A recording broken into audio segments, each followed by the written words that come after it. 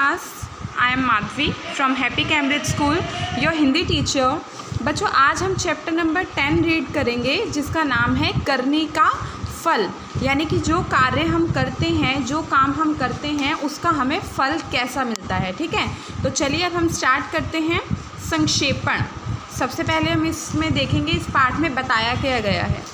प्रस्तुत अध्याय में यह बताया गया है कि हमें बेईमानी से जीवन यापन नहीं करना चाहिए तथा सदैव ईमानदारी पूर्वक कार्य करने चाहिए. इस चैप्टर में क्या बताया गया है कि हमें कभी भी बेईमानी नहीं करनी चाहिए, कभी भी किसी से फ्रॉड नहीं करना चाहिए तथा अपना जितने भी हमारे काम होते हैं वो हमें ईमानदारी पूर्वक करने चाहिए. तो चलिए चैप्टर स्टार्ट करते हैं. शाहपुर गांव के किनारे गणेश भगवान का एक मंदिर था. एक गांव है जिसका नाम क्या है, शाहपुर. ठीक है, उस गांव के किनारे पर गणेश भगवान जी का एक मंदिर था. मंदिर के पास ही एक हाथी रहता था. मंदिर के पास कौन रहता था? एक हाथी रहता था. वह गांव में जहाँ से भी गुजरता लोग गणेश जी की जय जयकार कहकर उसका स्वागत करते.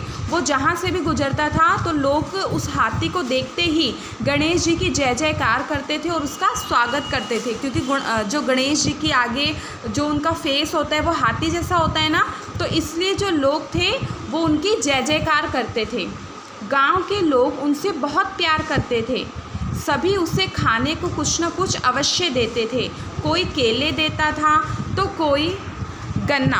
गांव के जितने भी लोग थे वो क्या करते थे, उससे बहुत ज़्यादा प्यार करते थे हाथी से, और उससे कुछ ना कुछ खाने के लिए देते ही रहते थे. कभी कोई केले देता था, कभी कोई गन्ना देता था, कोई हरी हरी पत्तों वाली टहनियाँ देता था ताकि वो खा सके.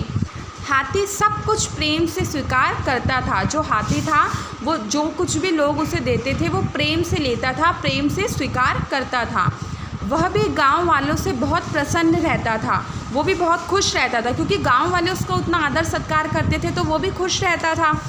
बच्चों का झुंड देखकर वह बैठ जाता और उनको अपनी पीठ पर बैठाकर गांव में घुमा लाता. जहाँ पर भी वो बच्चे देखता था, बहुत सारे बच्चे खड़े हैं, वो बैठ जाता और बच्चों को अपनी पीठ पर बिठाकर पूरे गांव में घुमा कर लाता. ये देखो, आपको इस पिक्चर में दिख रहा होगा, हाथी ने बच्चों को अपनी पीठ पर बिठा रखा है और उनको क्या कर रहा है, घुमा रहा है. यानी कि जो गांव वाले थे और हाथी था वो बहुत ज़्यादा मिलजुल कर रहते थे और दोनों में आपस में बहुत ज़्यादा प्रेम था. हाथी रोज़ सब